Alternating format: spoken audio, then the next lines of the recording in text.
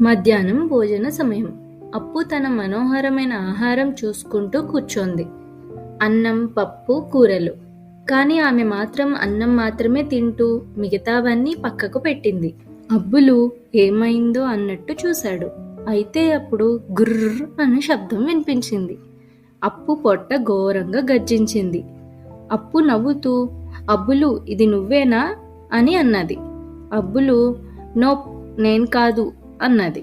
అప్పటికే ఒక చిన్న స్వరం వినిపించింది. హాయ్ అప్పు, నేను నీ పొట్ట.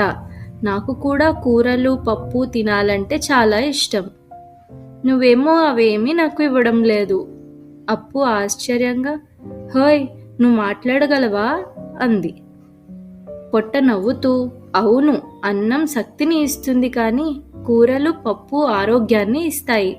వాటి వల్లనే నేను ఆనందంగా ఉంటాను. అప్పు చిరునవ్వుతో, బాగుంది పొట్ట, ఇదిగో క్యారెట్ వస్తుంది, తర్వాత పప్పు కూడా వస్తుంది. ప్రతి ముక్క తినగానే పొట్ట ఆనందంగా పాడుతుంది. అబ్బులు ఆనందంగా చుట్టూ చప్పుడు చేస్తూ డాన్స్ చేస్తున్నాడు. అప్పటి నుంచి అప్పు తన రుచి మాట వినలేదు, తన పొట్ట మాట విన్నది.